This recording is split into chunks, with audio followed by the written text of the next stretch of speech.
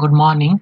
So in our second lecture, we will show how to perform the DC analysis using the circuit simulator SPICE. So first of all, why is it used? Normally it is used to sweep any voltage source or the circuit element, the value of the circuit element like resistor, capacitor or inductor, or any device or model parameter. We will discuss this in our subsequent lectures.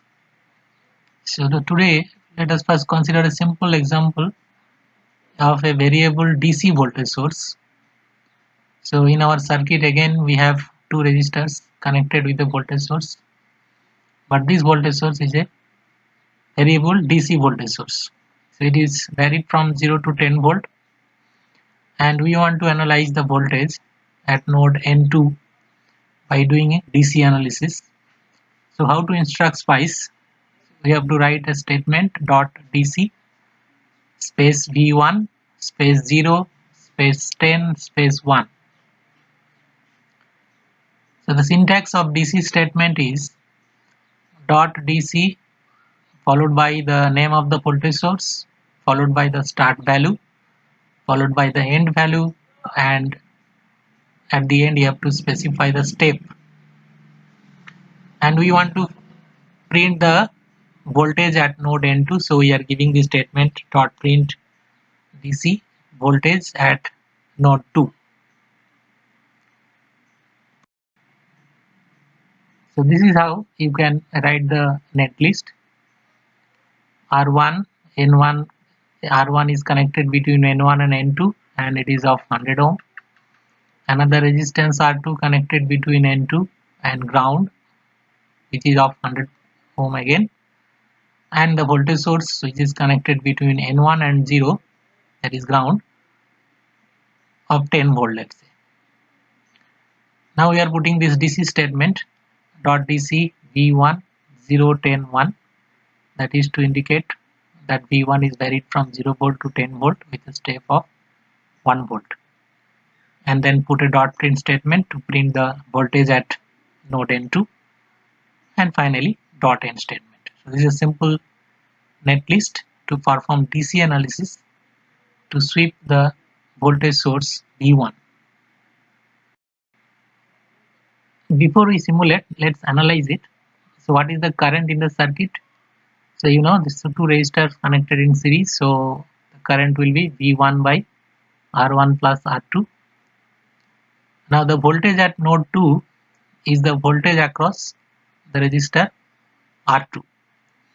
So that is R2 into I, or R2 into V1 by R1 plus R2.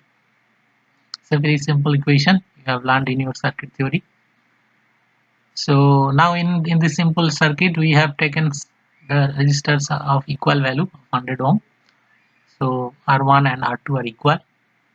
So then we can get the value of the voltage at node 2, that is V1 by 2 or 0.5 into V1. So we can see that output voltage is just half of the input voltage. So we have simulated this simple netlist. This plot, we are plotting the value of V1 in x-axis, and in y-axis we are plotting the voltage at node N2. As you can see, V1 is varied from 0 to 10 volt, and in the y-axis you are getting the output voltage, that is the voltage at node N2. You can see it is simply half of the input voltage. Simulator also gives you in tabular form the input voltage and the voltage at node N2. You can see when the input is 0, it is 0. When input is 1, it is 500 millivolt, that is 0.5 volt. When input is 2, the output voltage is 1, and so on.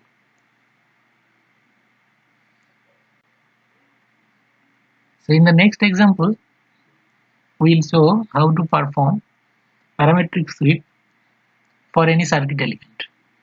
So in the circuit, now instead of changing the value of V1, we have made it fixed, but we are changing the value of the resistor R1.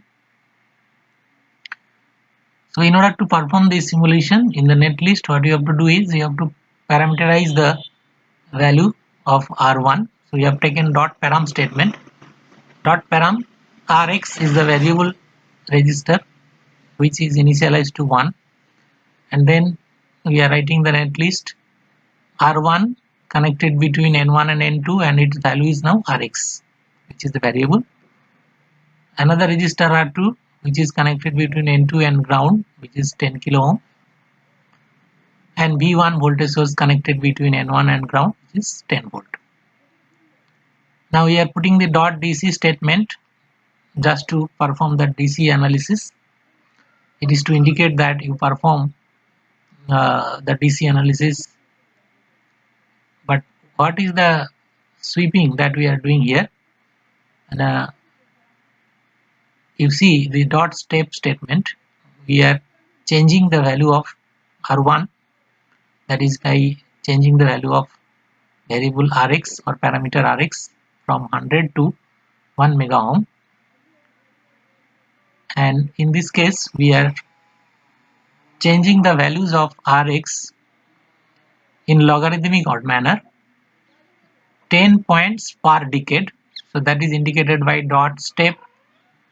DEC means decade, parametric sweep of Rx from 100 to 1 mega ohm with 10 points per decade. And then we are printing the values of voltage at node N2 and the voltage across the register R1, that is V within bracket N1 comma N2, that is the voltage difference between N1 and N2. And then we are putting a dot end statement. So this is the simple netlist to vary the register. So again, before showing you the simulated output, let's analyze it. The input voltage is divided across basically two registers R1 and R2. So you can write V1 equal to VR1 plus VR2. VR1 is the voltage across R1 and VR2 is the voltage across R2. When R1 is small compared to R2, the voltage drop across R2 will be more. That is, we can write VR1 is less than VR2. And when R1 is large compared to R2, the voltage drop across R1 is more, and we can say VR1 is greater than VR2. So now this is the simulated output. You see, it's a very nice butterfly club. So VR1 is the voltage across R1, which is the voltage difference between nodes N1 and N2, and VR2 is the voltage across R2, which is the voltage difference between nodes N2 and ground.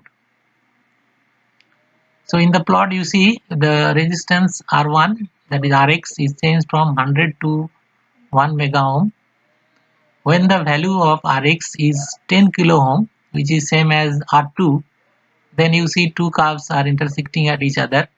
That means we are getting equal voltage across two resistors. When R1 is less than R2, we have the R1 is small, that means the voltage across R2 will be more, and when R1 is greater than R2, the voltage across R1 is more. So as it is shown in the plot here, you can actually understand now. Now in the third example, I will show you how to perform DC analysis for CMOS inverter. So those who have learned the inverter circuit, you know it is a combination of PMOS and NMOS transistors. The gates are connected together and we are putting one input voltage source, and the drains are connected, which is the output, and we connect a voltage source VDD at the source of PMOS, and source of NMOS is connected to the ground. Now in this circuit we are again performing DC analysis, that is we are changing the value of V in, which is a DC source, from 0 to 1.8 volt with a step of 0.01 volt. You can see this statement written in the red color, and you see the simulated output, two plots here. One corresponds to the voltage across PMOS and another corresponds to the voltage across NMOS. you can see that when the input is small or input is 0, the NMOS is off, PMOS is on, so you get a high voltage across output. And as the input is increasing, the NMOS will become on and PMOS will become off. And when the NMOS is become on, the output voltage will be less. So if you see, the blue curve is coming down as the input voltage is increasing, and the red one is increasing as the input voltage is increasing. Interestingly, you see the sum of the two voltages across NMOS and PMOS will be equal to the VDD. So it is very much like the butterfly curve as we have seen in our previous example with a potential divider and the resistance when it is varied from 100 to 1 mega ohm.